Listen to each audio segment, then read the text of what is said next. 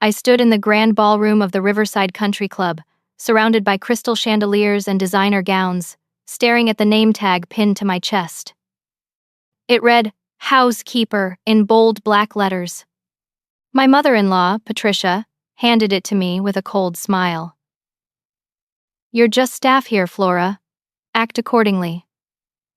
Around me, my husband's family laughed and clinked champagne glasses. When I reached for a chair at the family table, my husband Brandon blocked me. "Food is for family," he said, chuckling. I felt my wedding ring suddenly weigh 1,000 pounds. 3 years earlier, everything had been so different. I met Brandon at a charity fundraiser for underprivileged children at Lincoln Elementary, where I taught 3rd grade. The event was small, held in our school gymnasium, decorated with student artwork and paper lanterns. Brandon walked in wearing a casual blazer and that easy smile that made my heart skip. He wasn't like the other donors who wrote checks and left. He stayed, talked to the kids, asked genuine questions about their lives. We ended up at the refreshment table together, both reaching for the same cup of punch. He laughed, gestured for me to take it, and introduced himself. Brandon Taylor. He worked in his family's real estate development business, but made it sound almost humble. Talking about how he valued real work and people who make a difference. I told him about my classroom, about teaching kids who came from tough backgrounds, about the joy of watching a struggling reader finally understand a story. His eyes never left mine. He seemed genuinely interested, asking follow-up questions, remembering details. Our first date was at a diner, not a fancy restaurant. He said he loved their pancakes and wanted to know my favorite breakfast food. We talked for 4 hours. He told me he admired teachers, that his favorite memories from childhood were of a kind 2nd-grade teacher who believed in him when his parents were too busy building their business empire. He said he wanted to find someone who cared about things that mattered, not just money and status. I believed every word. The courtship was beautiful in its simplicity. Weekend hikes, movie nights at my tiny apartment, volunteering together at the food bank. Brandon seemed to love my world, so different from his wealthy upbringing. But looking back now, I realized there were warning signs I ignored because I was falling in love. He never invited me to family dinners. When his mother called, he'd step into another room to take the call. When I suggested meeting his parents after 6 months of dating, he'd say, "They're traveling?" Or "Let's wait until things are more serious." Finally, 8 months into our relationship, Brandon said it was time. His sister Veronica was having a birthday party at the family estate, and he wanted me there. I spent a week's salary on a dress, wanting to make a good impression. The house was a mansion in the wealthiest suburb, with a circular driveway and actual columns. I felt my stomach tighten as we approached the front door. Patricia answered wearing pearls and a look of immediate disapproval. She looked me up and down, her gaze lingering on my moderately priced dress and department store shoes. "So you're the teacher," she said, not a question but an assessment. She didn't invite me in so much as step aside reluctantly. Brandon's father, Harold, barely glanced up from his phone when we entered the living room. Veronica, Brandon's younger sister, gave me a smile that didn't reach her eyes and immediately turned back to her friends. The evening was excruciating. Every conversation felt like a test I was failing. Patricia asked where I went to college. When I said State University, she raised an eyebrow and said, "Oh, how practical." Harold asked what my father did. When I explained he'd been a construction foreman before retiring, the silence that followed was deafening. Veronica asked if Ed traveled much. When I mentioned a road trip to the Grand Canyon, she laughed and said, "How quaint." We summered in the south of France. I left that night feeling small and wrong, like Id walked into the party wearing the incorrect costume. Brandon assured me on the drive home that his family would warm up eventually. "They're just protective," he said, squeezing my hand. "They'll see what I see. Give them time. Love is what matters, not their opinions." I believed him because I wanted to. Over the next year, I saw his family only at major holidays and always felt like an outsider. But Brandon was attentive, loving, and he proposed on the anniversary of the night we met. Back at Lincoln Elementary, after a school event. The ring was beautiful, and he got down on one knee in front of my students, who cheered. It felt like a fairy tale. Our wedding was smaller than his family wanted. I insisted on inviting my students and their families, my teacher friends, my modest-sized family. Patricia complained the entire planning process, but Brandon stood by me. Or so I thought. Now, standing at Veronica's engagement party wearing a housekeeper name tag, I wondered if I'd ever truly known my husband at all. The party was everything ours wasn't. Over 200 guests filled the country club's grand ballroom. Ice sculptures shaped like swans graced every corner. A live band played on a raised stage. The floral arrangements alone probably cost more than my annual salary. Veronica's fiancé, Clayton, was an investment banker from an equally wealthy family. This was a merger of dynasties, and the opulence reflected it. Brandon and I had arrived together, me wearing the navy dress I'd saved 3 months to buy. It was elegant, appropriate, the nicest thing I owned. The moment we walked through the double doors, Patricia appeared as if she'd been waiting. She pulled Brandon aside, whispering something urgent. He nodded, his face serious, then turned to me with an expression I'd never seen before. Cold.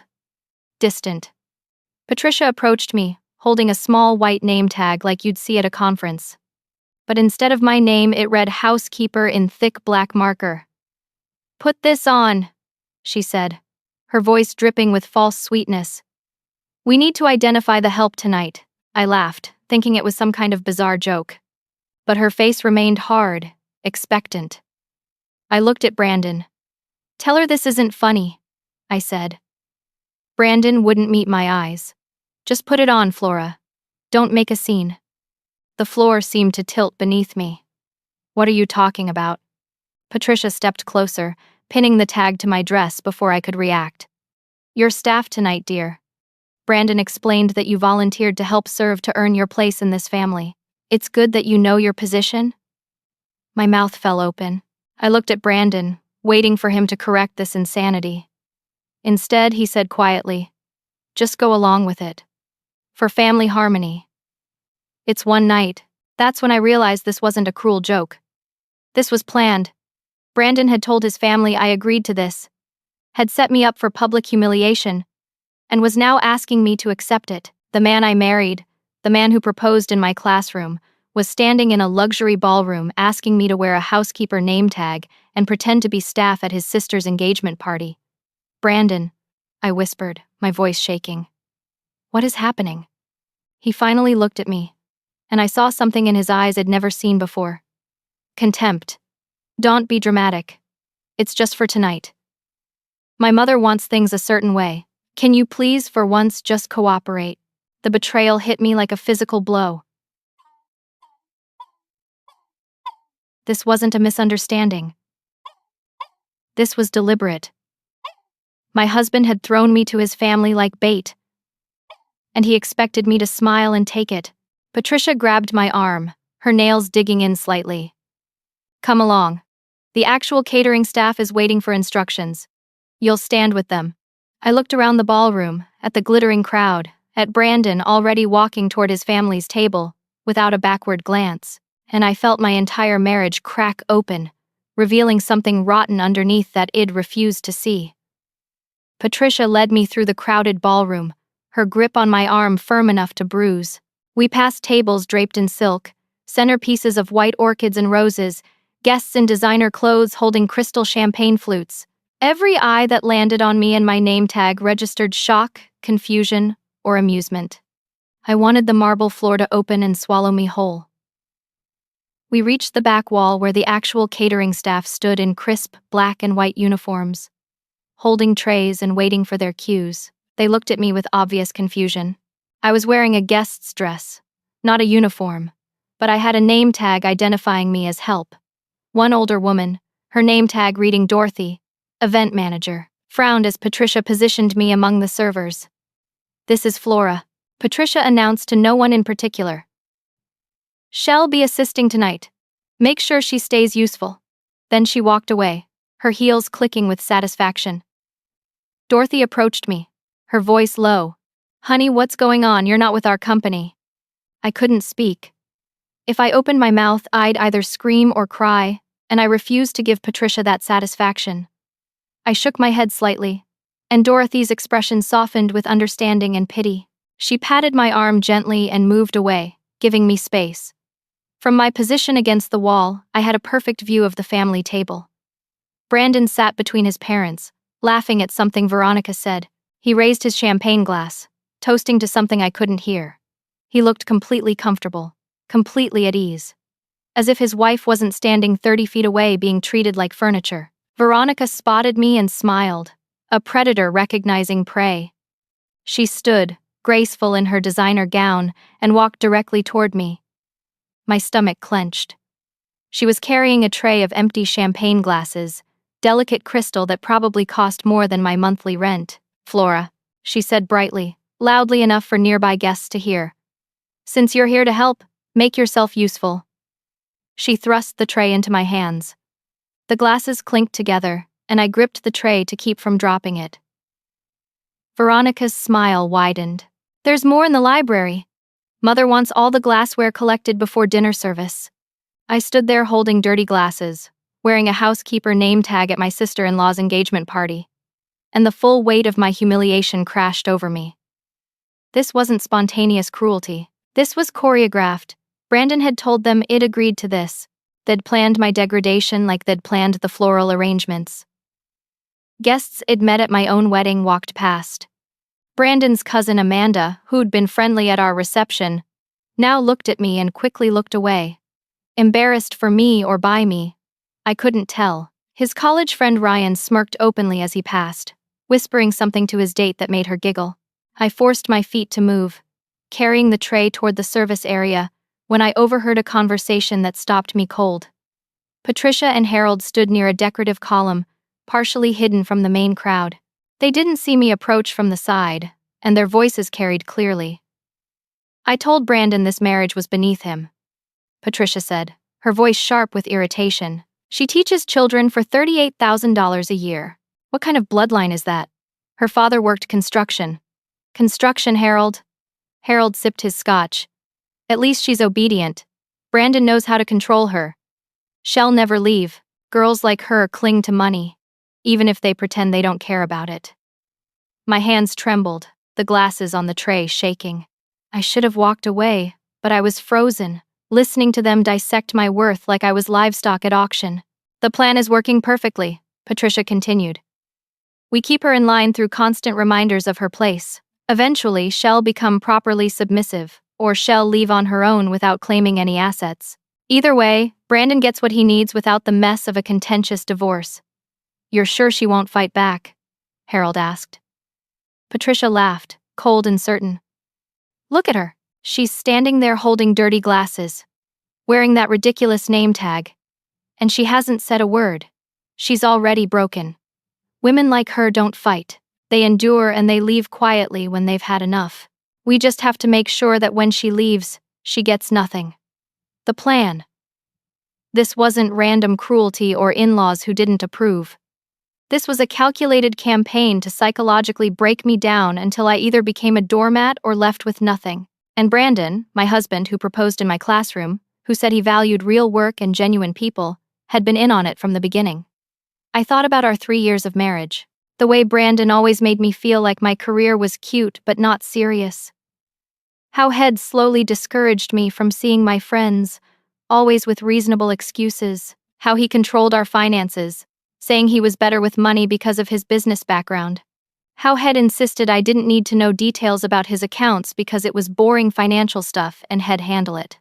It'd been so focused on making the marriage work, on proving to his family that I was good enough, that I hadn't seen I was being systematically isolated and diminished. Every small cut, every subtle insult, every moment I felt inadequate had been intentional. They were training me, like you'd train a dog, to accept less and less until I accepted nothing at all. The tray in my hands felt impossibly heavy. The ballroom spun slightly.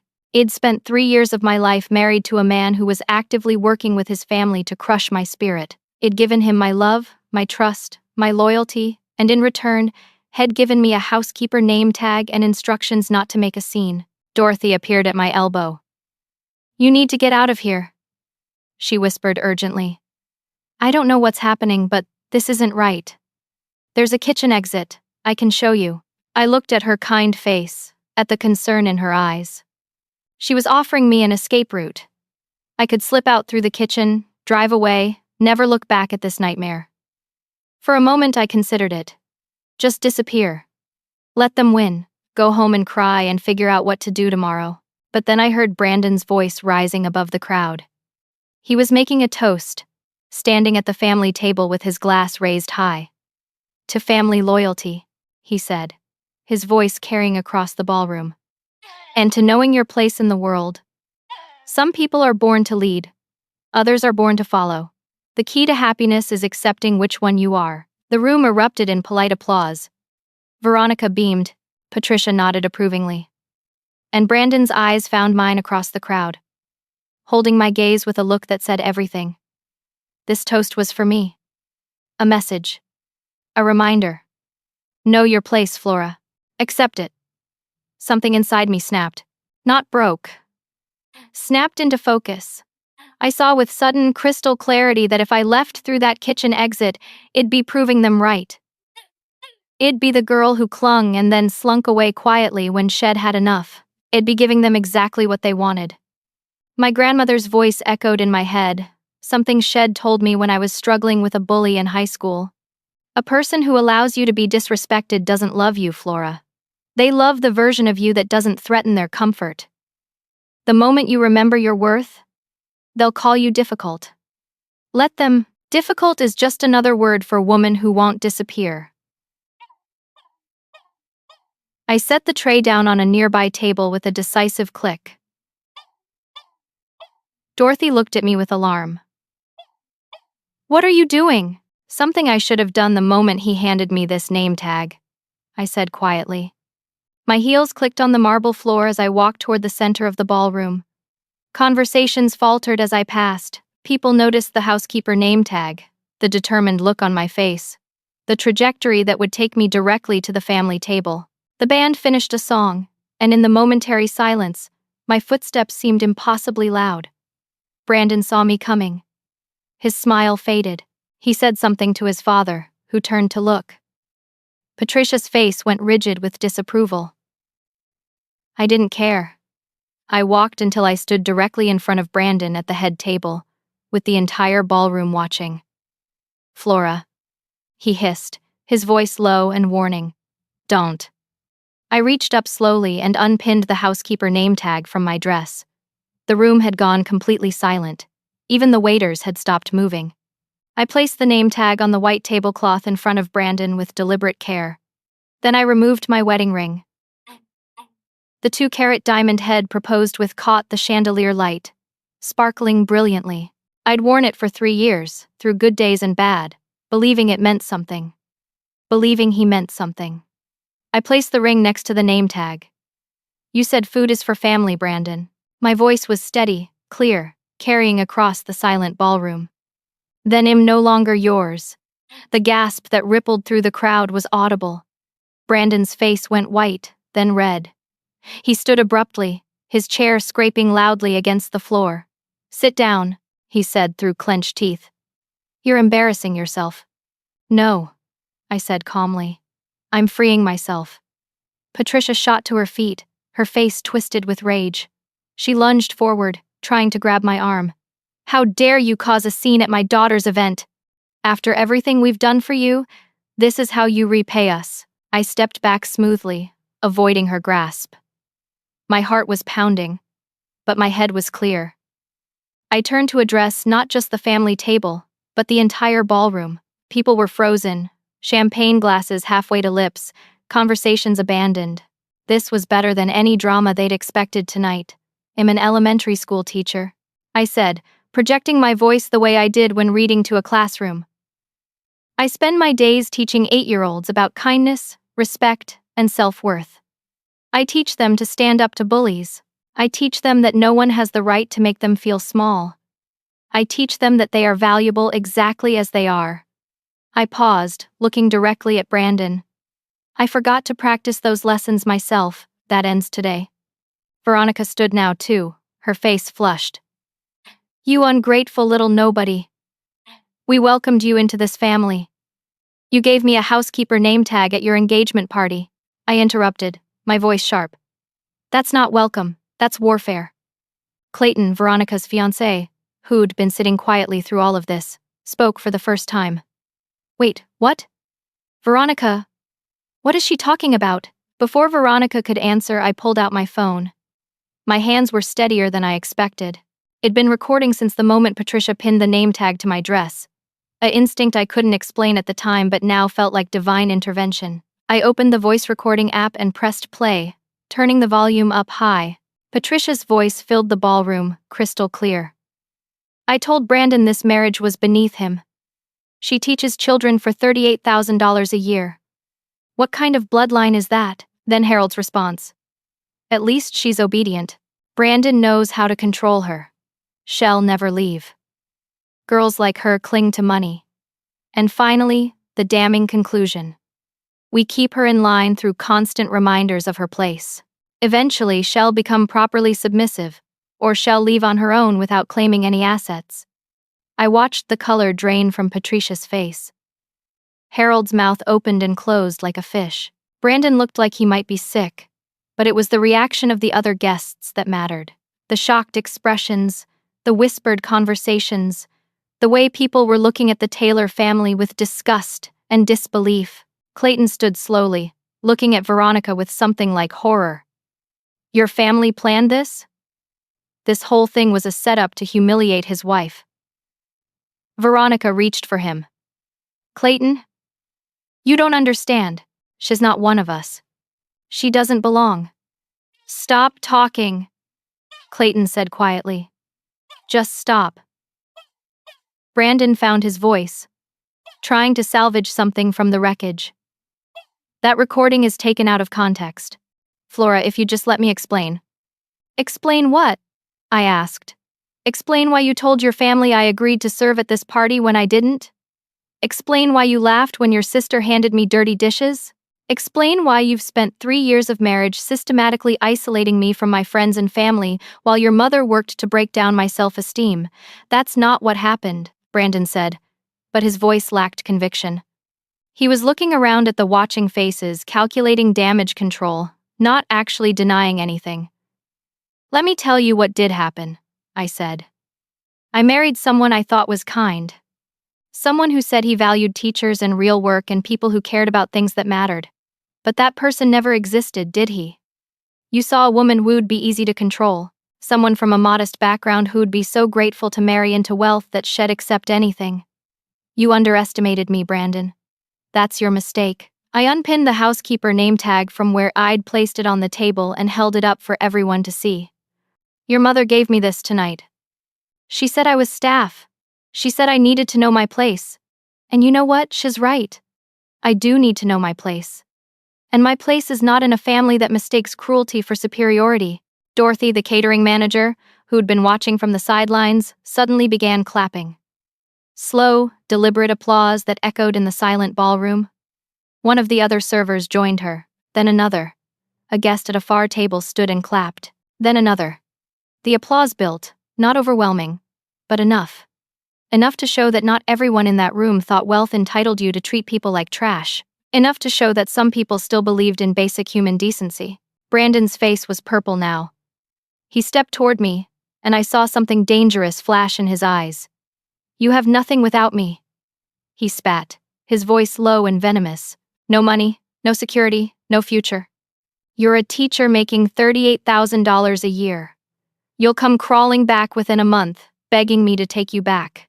I felt a strange calm settle over me. This was the real Brandon, the one who'd been hiding behind the mask for 3 years. This was who I'd really married. And seeing him clearly, finally, was almost a relief. Watch me build everything, I said simply.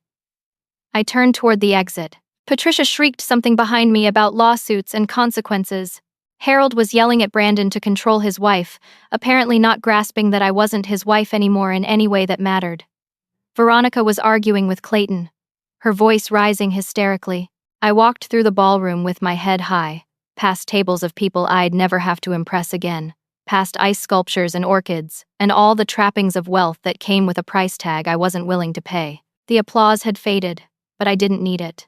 I wasn't performing for anyone anymore. Dorothy intercepted me at the door, pressing something into my hand. A business card. My daughter, she said quickly. She went through something similar 5 years ago. If you need help, call her. Her name is Rachel. She's a paralegal. I looked at this woman who'd shown me more kindness in one evening than my husband's family had in 3 years. Thank you, I whispered. Thank you, she said back, for showing these people that money doesn't buy permission to treat others like dirt. My daughter saw you walk out. She's been texting me. She said if you can do it, maybe she can finally file the papers she's been too scared to file.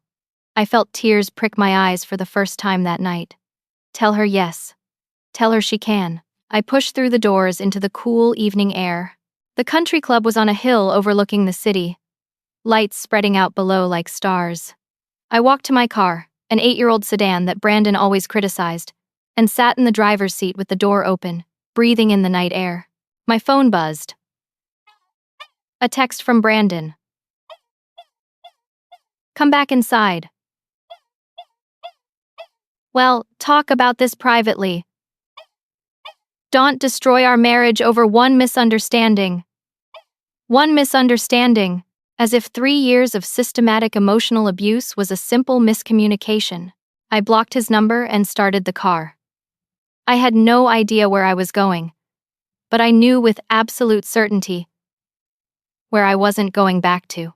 I drove toward my best friend Jenna's apartment on the other side of town. Jenna had been my roommate in college, my maid of honor, and the friend I'd slowly lost touch with because Brandon always had a reason why we couldn't meet up. She's kind of negative, don't you think? He'd say. Or, you're tired from work. You don't need to drive across town. Stay home with me. I should have seen it then. The isolation. The control. But you don't see it when you're in it. You just feel tired and confused and like you're somehow always doing things wrong. I pulled up to Jenna's building and sat in the car, suddenly terrified. What if she was angry I'd let so much time pass? What if she'd moved on, found better friends, didn't want this complication in her life? I texted her. I left Brandon. I need help. I'm outside your building. I understand if you can't. My phone rang before I finished typing. Jenna's voice was fierce. Get up here right now. 3rd floor, apartment 307.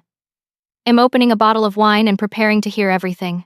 I started crying then, sitting in my car in the parking lot. Relief and fear and grief all hitting me at once. I'd left. I'd actually left. I'd walked away from my marriage in front of 200 people and I had no idea what came next and I was absolutely terrified, but I was free. I grabbed my purse and headed toward Jenna's building. Behind me, the country club glowed on the hill, the party continuing without me. Let them celebrate. Let Brandon explain to his family and friends what had happened. Let Patricia spin whatever story made her feel powerful. I was done being part of their narrative. It was time to write my own. Jenna opened the door before I could knock, pulling me into a hug so tight I could barely breathe. She smelled like lavender soap and home, and I dissolved into tears against her shoulder. She didn't say anything, just held me while I shook, 3 years of swallowed feelings finally breaking free. When I could finally breathe again, she led me inside. Her apartment was small but cozy, filled with plants and bright throw pillows and photographs of friends and family. Everything Brandon's sterile, perfectly decorated house wasn't. She guided me to the couch and wrapped a soft blanket around my shoulders. Wine or tea? She asked. Tea, I said. I need to think clearly. She nodded and disappeared into the kitchen. I heard the kettle fill, cabinets opening and closing.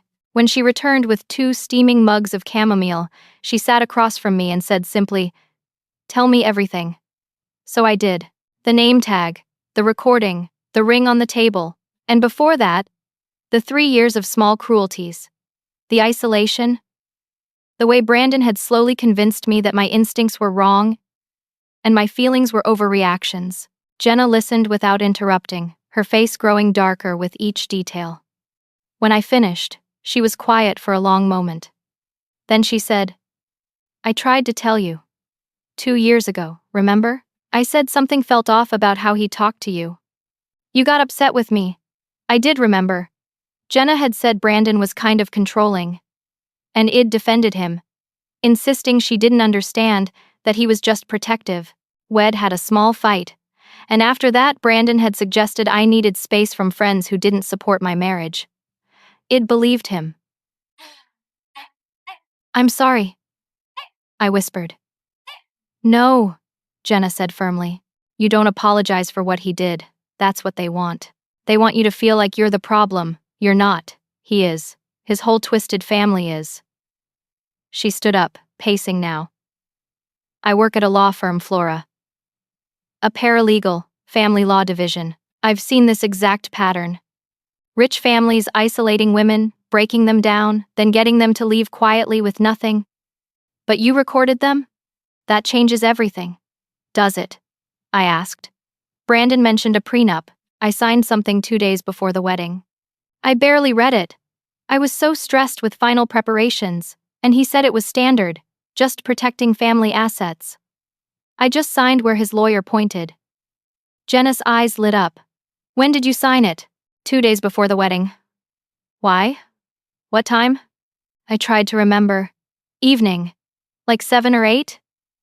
His lawyer came to the house with the papers. It felt rushed and weird, but Brandon said we had to do it then because the lawyer was leaving town. Jenna grabbed her laptop.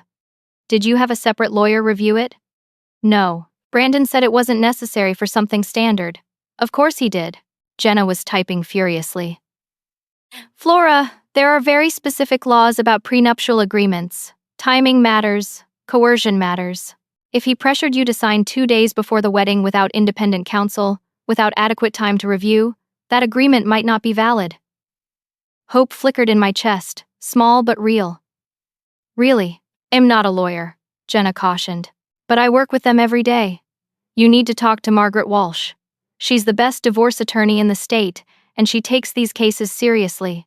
She doesn't let wealthy families bully people. I looked at my phone, which I'd silenced.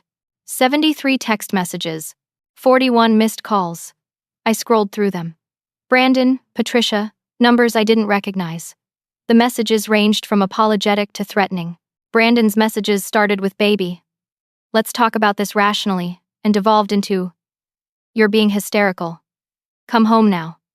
His final message, sent 20 minutes ago, read, my lawyer will destroy you. You signed a prenup. You get nothing. Don't make this harder than it needs to be. There were also messages from numbers I didn't know. You're a gold digger who never deserved him. Attention seeker.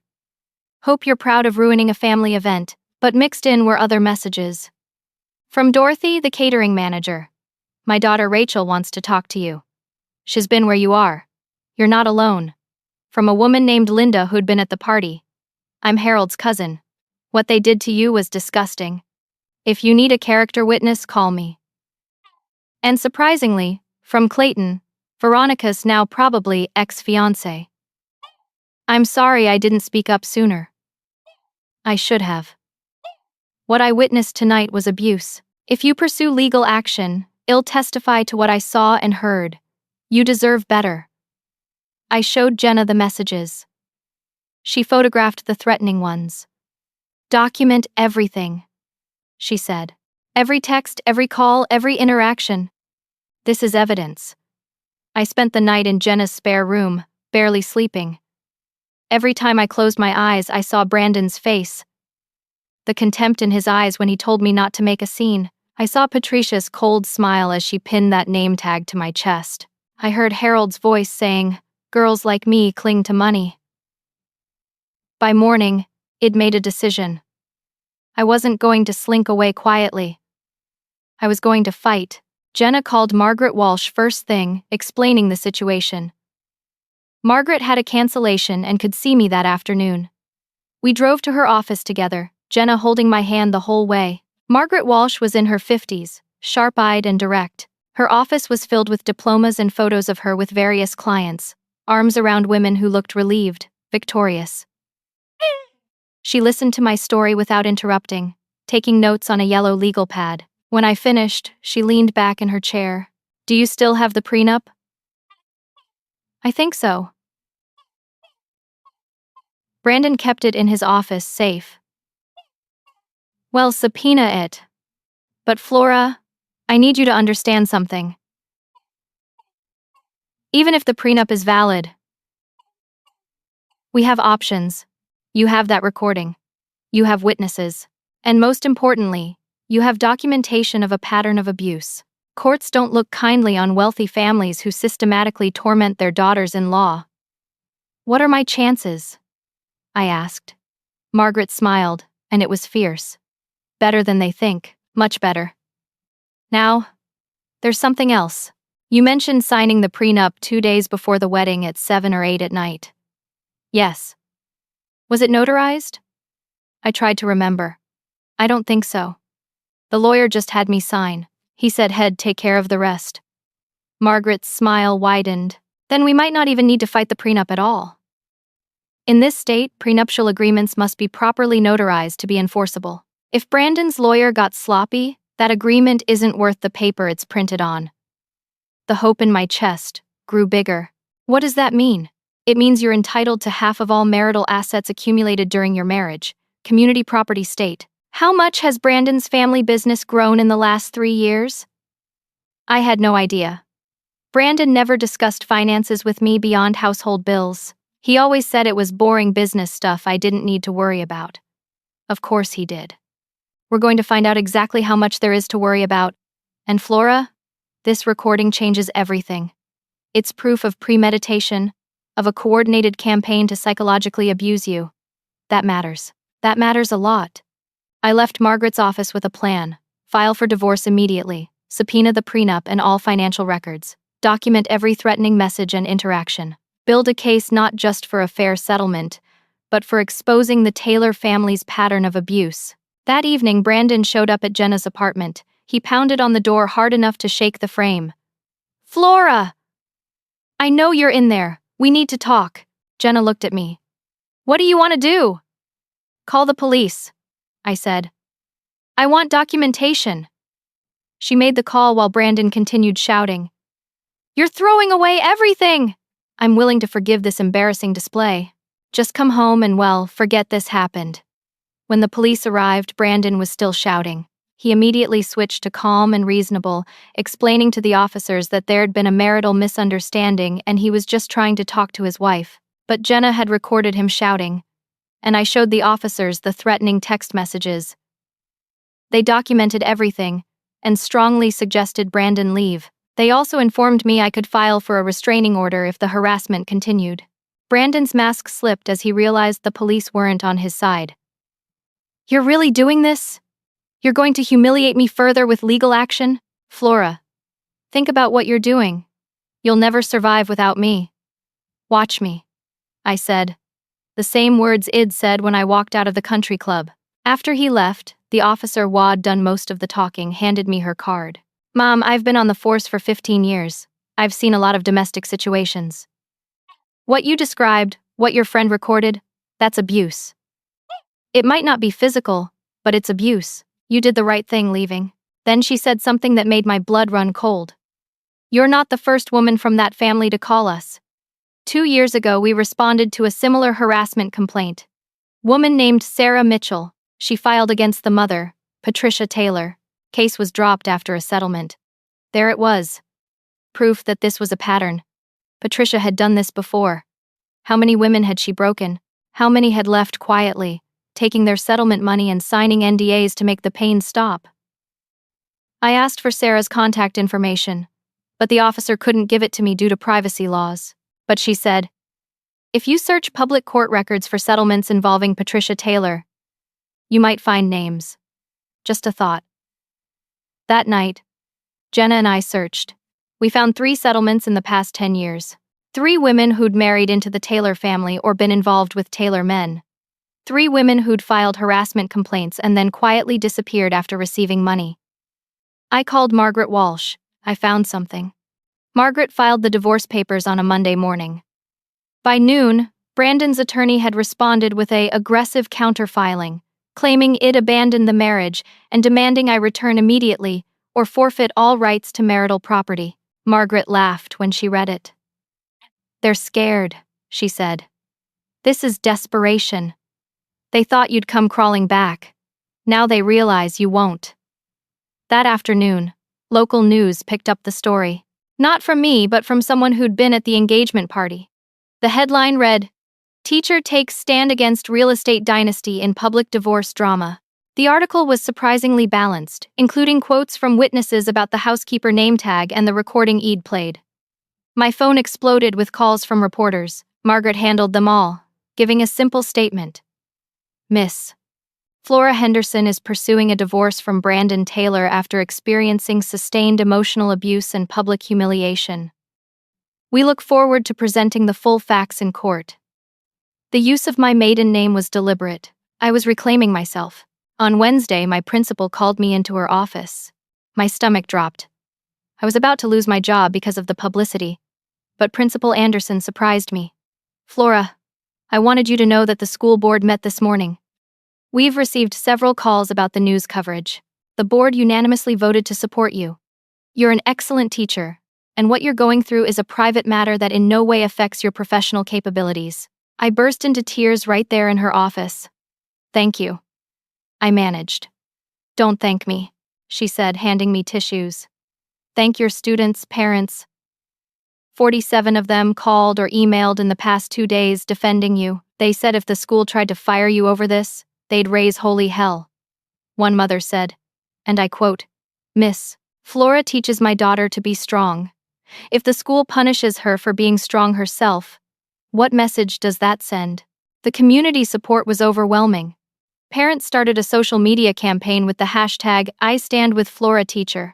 They shared stories of my kindness, my dedication, the way Id helped their struggling readers, the extra hours I volunteered. The hashtag trended locally, then regionally. One parent, a lawyer named Thomas Grant, offered his services pro bono if I needed additional legal support. Another parent who worked in public relations offered to help manage the media attention. My classroom was filled with flowers and cards of encouragement. But the Taylor family wasn't backing down. Patricia held a press conference, tears in her eyes, claiming I was a manipulative gold digger who'd trapped her son and was now trying to destroy their family reputation. She painted herself as a protective mother trying to save her son from a scheming woman. It might have worked, except Clayton, Veronica's ex-fiancé, went on record. He gave an interview to the largest local newspaper describing exactly what had witnessed at the engagement party. He called it calculated cruelty and said he broke off his engagement to Veronica because he couldn't marry into a family that treated people that way. "I watched them humiliate a kind, decent woman for entertainment," Clayton said in the interview. "They gave her a name tag, calling her a housekeeper. They made her stand with the catering staff. Her own husband participated. When I asked Veronica about it, she laughed and said Flora needed to learn her place. I realized then that the family I was about to join had values completely opposite to my own." The article included a photo of Clayton, handsome and serious, from a well-respected banking family. His words carried weight. Suddenly, public opinion shifted dramatically. Patricia's tears looked calculated. The Taylor family's wealth looked like a shield for cruelty. Margaret was thrilled. This is exactly what we needed. Public pressure. The Taylors cared desperately about their reputation. That's leverage. During discovery, Margaret's team uncovered financial records that made my head spin. Brandon had a trust fund worth $947,000 that had become active the day we married. Head never told me about it. While I'd been working summer tutoring jobs and clipping coupons, had been spending trust money on golf club memberships, a luxury watch collection, and a boat he kept at his parents' lake house that I'd never even seen. He claimed we needed to budget carefully. I told Margaret, my voice shaking with anger. He said we couldn't afford a nicer apartment. He made me feel guilty for buying new work clothes. And he had almost $1 million I didn't know about. Financial abuse, Margaret said. It's common in these situations. Control through money. We're going to make sure the judge sees all of this. But the biggest bombshell came when Margaret's investigator found something unexpected in the Taylor family business records. Minor tax irregularities that added up to something significant. Nothing that would land them in prison, but enough to cause serious problems if the IRS decided to take a closer look. "I'm not saying we'd use this," Margaret said carefully. "But they don't know we won't use it, and the fear of investigation might make them more willing to settle fairly. Brandon tried one more time to reach me. He showed up at my school on a Friday afternoon, waiting in the parking lot. Several parents saw him and immediately formed a protective circle around me. One dad, a former college football player, stepped between us. "You need to leave," the dad said firmly. "I just want to talk to my wife," Brandon said, but his eyes were desperate and angry. "Ex-wife," I corrected. "And I have nothing to say to you." Brandon's composure cracked. "You were nothing before me. You're a schoolteacher living in a tiny apartment. I gave you a life. I gave you opportunities. And this is how you repay me? By humiliating me publicly? By destroying my family's name?" The parents recorded every word. Later that evening, it was all over social media. Brandon Taylor, heir to a real estate fortune, screaming at an elementary school teacher that she was nothing without him. The comments were brutal, and none of them in his favor. Margaret used the parking lot incident to get a temporary restraining order. Brandon was prohibited from coming within 500 feet of me, my workplace, or Jenna's apartment. The next twist came from an unexpected source. I received an email from Sarah Mitchell, one of the women who'd previously settled with the Taylor family. She'd broken her non-disclosure agreement after seeing the news coverage. "I couldn't stay silent anymore," she wrote. "Patricia did the same thing to me. Different details, same pattern. Public humiliation, isolation, systematic breaking down of self-esteem. I took the settlement money because I was exhausted and broken, but watching you fight back gave me courage. I'm willing to testify about my experience. They need to be stopped." 2 other women reached out over the next week. All 3 had been married to Taylor men or seriously involved with the family. All 3 had been systematically tormented by Patricia until they fled. All 3 had signed NDAs and taken settlement money. All 3 were now willing to break those agreements to support my case. Margaret was ecstatic. "This establishes a pattern. This shows the court that what happened to you wasn't an isolated incident, but part of a calculated family strategy. Flora, this changes everything." The deposition of Brandon was scheduled for a Tuesday morning. Margaret prepared me that it would be difficult to watch, but I insisted on being there. I needed to see him account for what he'd done. Brandon arrived in an expensive suit, flanked by 2 attorneys. He looked thinner, stressed, older than his 34 years. When he saw me across the conference table, something flickered in his eyes. Regret? Anger? I couldn't tell. Margaret started with simple questions. When did we meet? When did we marry? Then she got specific. "Mr. Taylor, did you tell your family that Flora had agreed to serve as catering help at your sister's engagement party?" I suggested she might help out. "It was misunderstood. Did you or did you not tell your mother that Flora had volunteered to wear a name tag identifying her as staff?" Silence. "Mr. Taylor, you're under oath."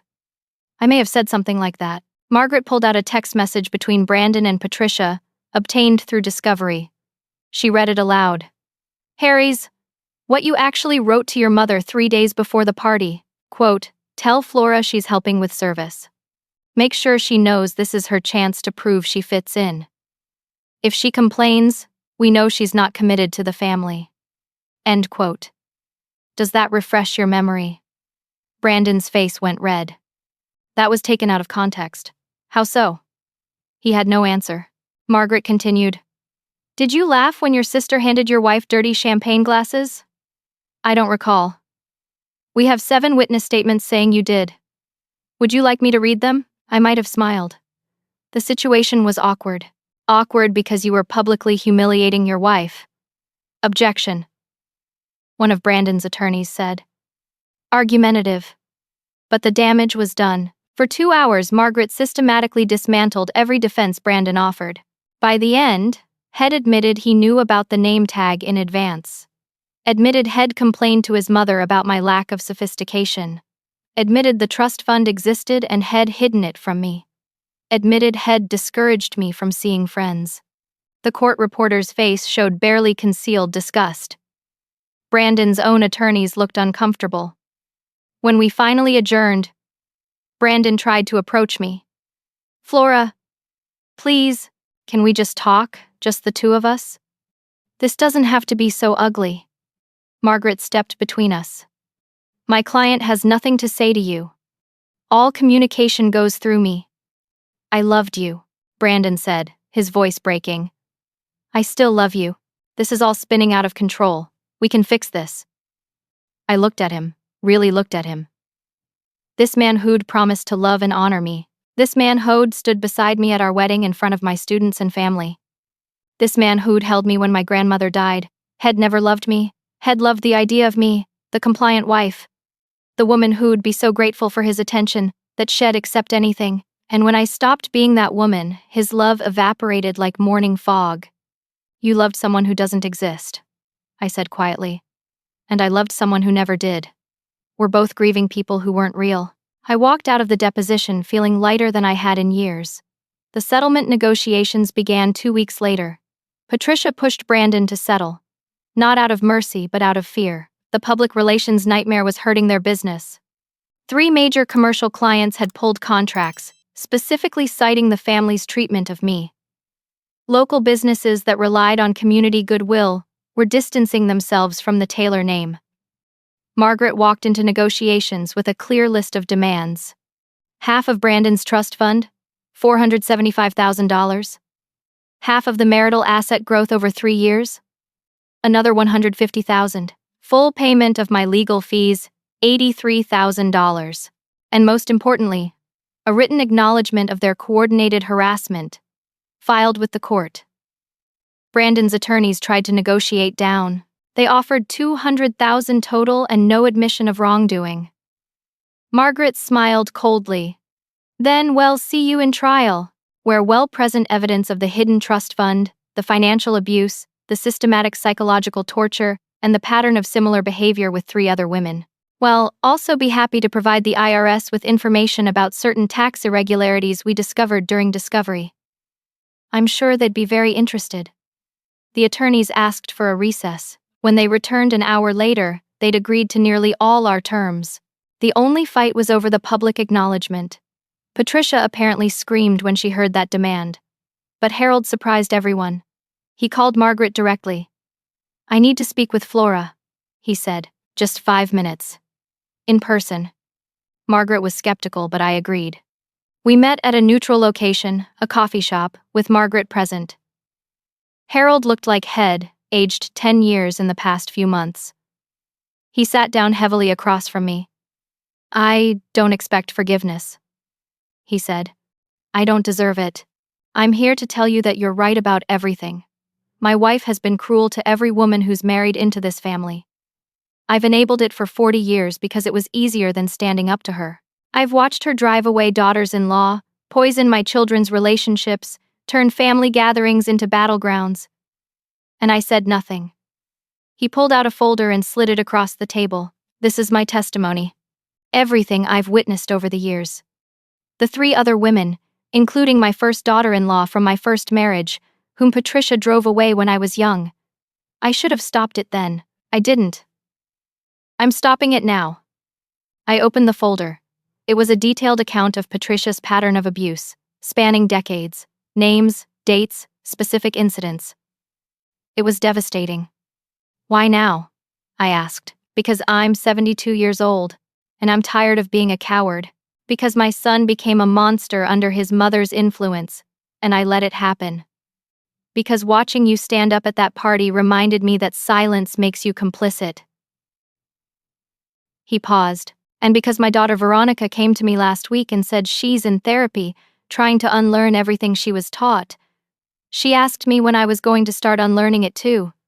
It wasn't redemption. You can't undo decades of enabling cruelty with one confession. But it was acknowledgement, and that mattered. Harold's testimony gave us everything we needed. Brandon's attorneys knew that if this went to trial, the Taylor family would be destroyed in court. Patricia finally agreed to all terms, including the public acknowledgement. The settlement was finalized on a gray November morning. I received a check for $475,000 from the trust fund, $150,000 in marital assets, and full payment of legal fees. More importantly, I received a document signed by Brandon and Patricia, acknowledging their coordinated harassment and psychological abuse. It was filed with the court, creating a permanent public record. As part of the settlement, Brandon was required to issue a public statement.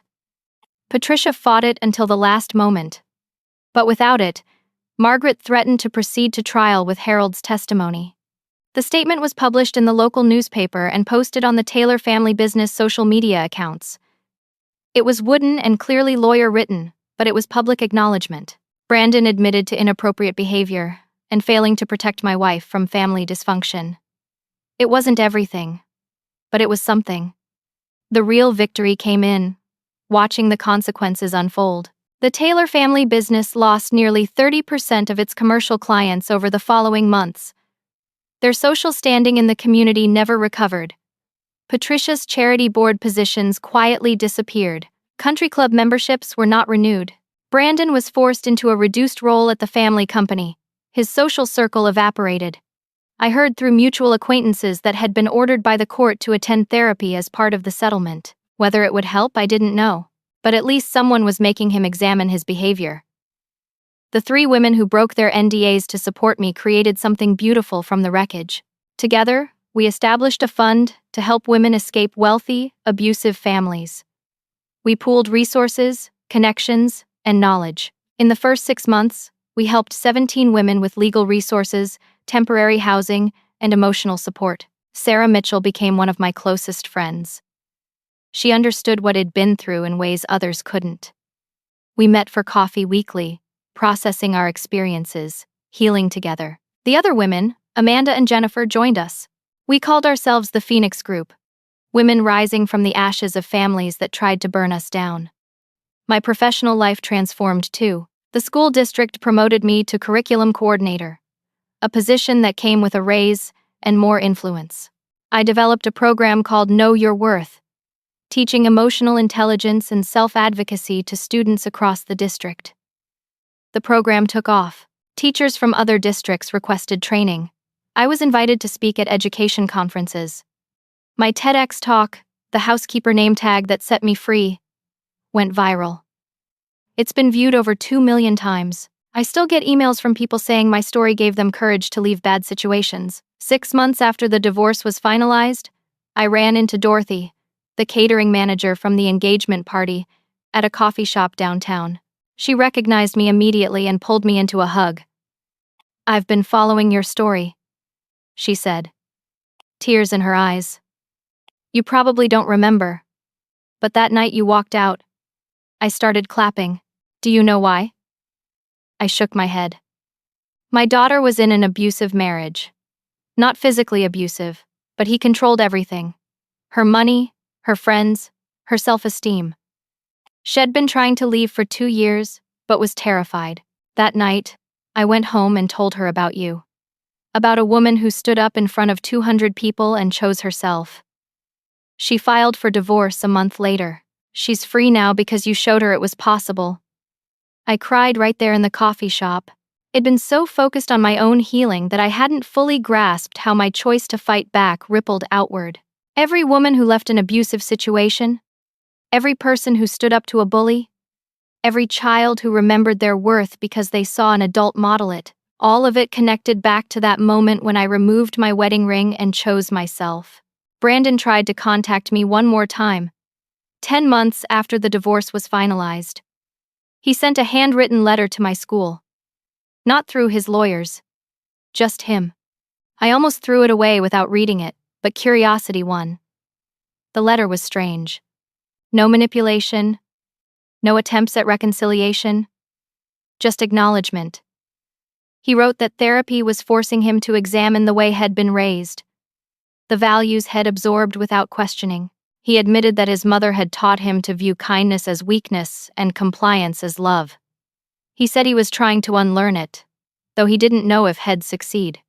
He wrote, "You deserved better than me. You deserved better than my family. You tried to teach me what real love looked like, and I was too damaged to see it. I'm not asking for forgiveness. I don't deserve it. I'm just acknowledging that you were right about everything." I didn't respond. There was nothing to say. But I kept the letter as a reminder that some people, eventually, can recognize their failures, even if they can't fix them.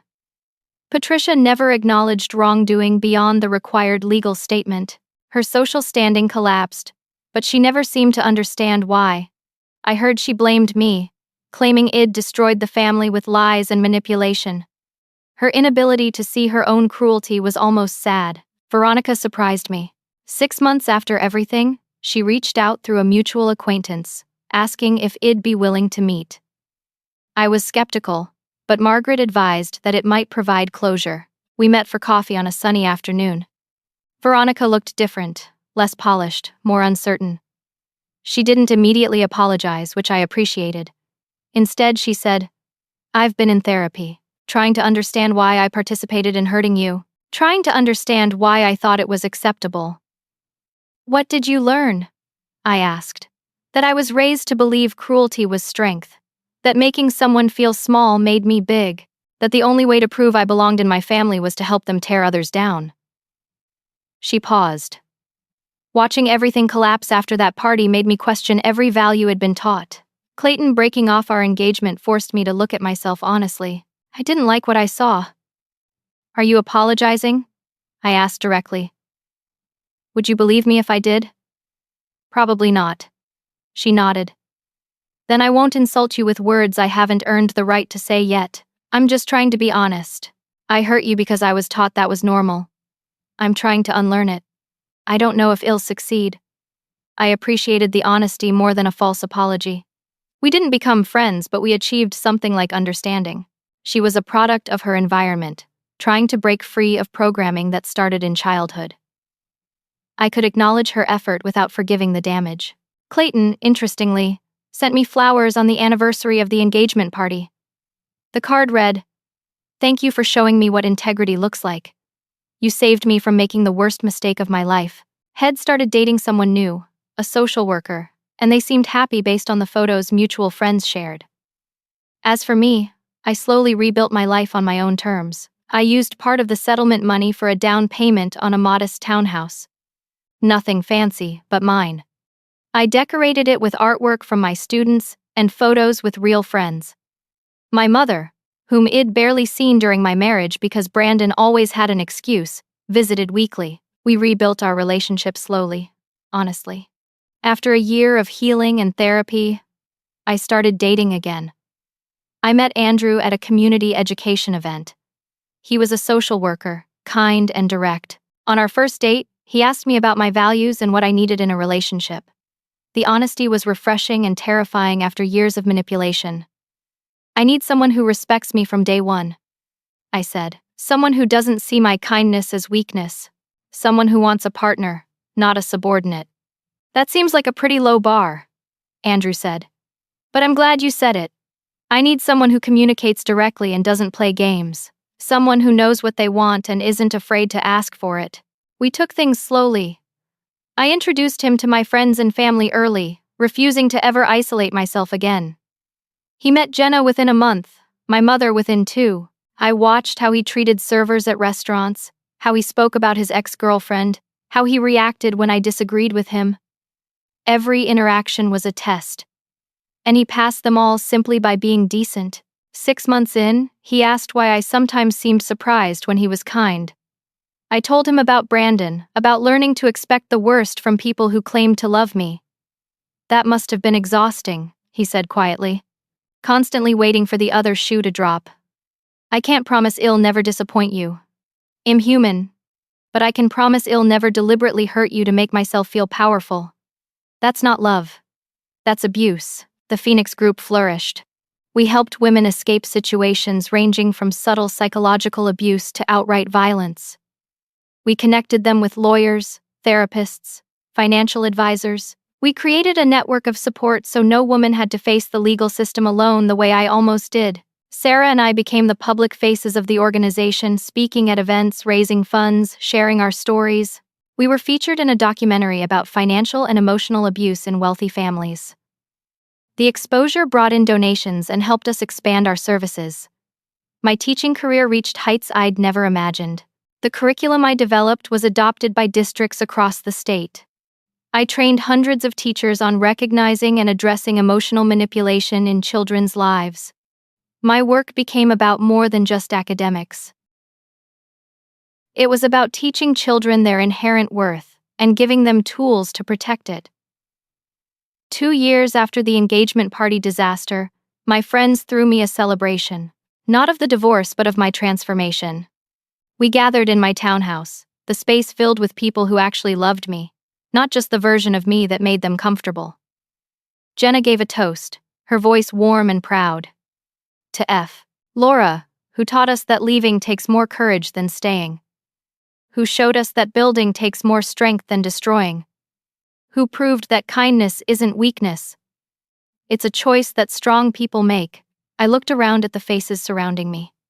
Sarah and the other Phoenix group members. Dorothy and her daughter Rachel, who'd also escaped an abusive marriage.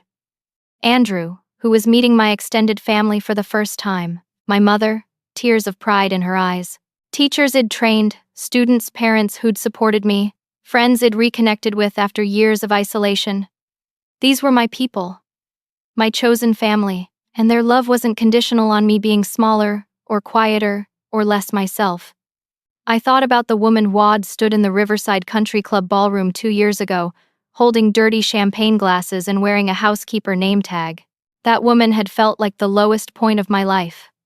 But it turned out to be a beginning, not an ending. A women's magazine asked me to write an essay about my experience. I titled it, The Gift of Being Underestimated. In it, I wrote about how Brandon and his family had mistaken my kindness for weakness, my humility for submission, my willingness to compromise for a lack of boundaries.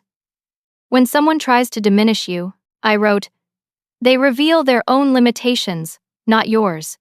My former husband's family believed that treating people with cruelty made them superior. They were wrong. True strength is choosing kindness when cruelty would be easier. True power is lifting others up, not tearing them down. The people who tried to make me feel small were actually revealing how small they were inside. The essay concluded with the arithmetic of dignity. I lost a marriage but gained myself. I lost financial security tied to cruelty but built security rooted in self-respect. I lost people who never valued me but found a community that does. The arithmetic of dignity always works in your favor. You subtract what diminishes you, and suddenly you have room for everything that elevates you. The response to the essay was overwhelming. Thousands of people reached out, sharing their own stories of escaping diminishing relationships. Many said my words gave them permission to leave situations they'd thought they had to endure. Parents said they read it to their teenagers as a lesson in self-worth. Teachers used it in classes about healthy relationships. I realized my story wasn't just mine anymore. It belonged to everyone who'd ever been told they were too much or not enough, too sensitive or too demanding, ungrateful or difficult. It belonged to every person who chose to walk away from what hurt them, even when staying seemed easier. On the last day of school before summer break, I stood before my 4th grade class. We'd spent the year working on emotional intelligence, self-advocacy, and recognizing our worth. One girl, Emma, who'd been shy and hesitant in September, raised her hand. Miss Flora, how do you know when to walk away from something? She asked. I knelt down to her level, looking into her serious young face. When staying requires you to betray yourself. When the price of belonging is becoming someone you don't recognize. When you realize that being alone would hurt less than being unseen while standing right in front of someone. I stood and addressed the whole class. You are all valuable exactly as you are. Don't ever let anyone convince you that you need to be smaller, quieter, or less yourself to deserve respect. And if someone tries, remember, you have the power to walk away. That power is always yours. No one can take it unless you give it to them. The children nodded with that solemn understanding kids have when they know something important is being said, even if they don't fully grasp it yet. They'd remember. When they needed these words years from now, they'd remember. That evening, I sat on my small balcony watching the sunset paint the sky in shades of orange and pink. I thought about everything that had changed in 2 years. The woman I'd been, desperate for approval from people who'd never planned to give it. The woman I'd become, comfortable in my own worth regardless of external validation. Id learned that the opinion of cruel people carries no weight once you stop giving them power over your self-perception. Id learned that financial security means nothing without self-respect, that a mansion feels like a prison when you're not free to be yourself, that an expensive ring means nothing if the hand wearing it is constantly forming a fist of suppressed anger and hurt. Most importantly, Id learned that walking away from what diminishes you creates space for what elevates you. When I removed that wedding ring at the engagement party, I wasn't just ending a marriage. I was making room for the life I actually wanted, the person I actually was, the community I actually needed. The ring sat in a drawer somewhere in storage, a relic of a life I'd outgrown. My hands were empty of symbols now, but my life was full of substance. And that, I realized, was the whole point. I thought about the message I'd want to leave anyone facing a similar situation. Not just women in abusive marriages, but anyone trapped in a situation where they're told their worth is conditional, where they're expected to shrink to make others comfortable, where kindness is exploited as weakness. Your worth is not negotiable. It's not something others grant or revoke based on your compliance. You are valuable because you exist, because you have inherent human dignity that no one has the right to diminish. When someone treats you as less than you are, that's information about them, not you. Leaving is not weakness. Leaving is not giving up. Leaving is not failure. Sometimes leaving is the bravest thing you can do. Sometimes the strongest move is walking away from a battle you were never meant to fight, from people who were never going to see your value no matter how small you made yourself. The night air was cool and peaceful. Somewhere across town, Brandon was living with the consequences of his choices. Patricia was experiencing the isolation shed inflicted on so many others.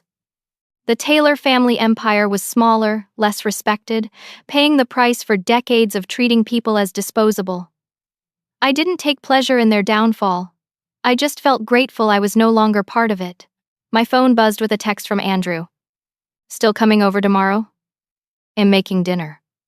I smiled and replied, "Absolutely. Want me to bring anything? Just yourself. That's always enough." Such a simple exchange. But after years of never being enough for Brandon, always falling short of impossible standards, those 3 words meant everything. Just yourself. That's always enough. I went inside, made tea, and opened my laptop. Another woman had reached out to the Phoenix group, frightened and overwhelmed, asking for help leaving a controlling marriage. I composed a careful response, offering resources and hope and the promise that she wasn't alone. This was my life now, teaching children their worth. Helping women escape situations designed to break them. Speaking about resilience and dignity, and the courage it takes to choose yourself. Creating a community of people committed to lifting each other up rather than tearing each other down. It was better than anything I'd lost. It was better than I'd imagined possible 2 years ago when I stood in that ballroom wondering if I'd survive what came next. I'd done more than survive. I'd built a whole new life from the rubble of the old one. And it was mine, truly mine, in a way nothing had been before. Some people will try to write your worth in disappearing ink, I thought. Your job is to rewrite it in permanent marker. The pen is always in your hand. You just have to be brave enough to use it. I saved my response to the woman seeking help and closed my laptop. Tomorrow would bring new challenges, new opportunities to stand up for myself and others. New chances to prove that kindness and strength weren't opposites but partners. But tonight I sat in my own home, surrounded by reminders of people who loved me, and felt something I hadn't felt in years. Peace. Pride. Freedom. I'd walked away from the housekeeper name tag and into a life where I defined my own worth. And that choice, made in a moment of desperate courage 2 years ago, had led me here, to this quiet evening, to this full life, to this version of myself I actually recognized and respected. It had all been worth it. Every difficult moment, every scary decision, every tear shed and battle fought. Worth it, because I'd gained the one thing no one could ever take from me again. Myself. And that was the greatest gift of all. Now, I want to ask you something important. Have you ever been in a situation where you had to choose between keeping the peace and keeping your self-respect? What did you do, and what would you do differently now? Share your story in the comments below. Your experience might be exactly what someone else needs to hear today. If this story resonated with you, please hit the like button and subscribe to our channel for more stories about resilience, courage, and the power of choosing yourself. Share this video with anyone who might need a reminder that their worth is not up for negotiation. Thank you for listening to my story. I hope it reminds you that you are valuable exactly as you are. That walking away from what hurts you is strength, not weakness. And that the courage to choose yourself creates space for the life you actually deserve. May you always remember your worth, stand firm in your dignity, and surround yourself with people who celebrate you rather than diminish you. You are enough. You have always been enough, and you deserve relationships that reflect that truth.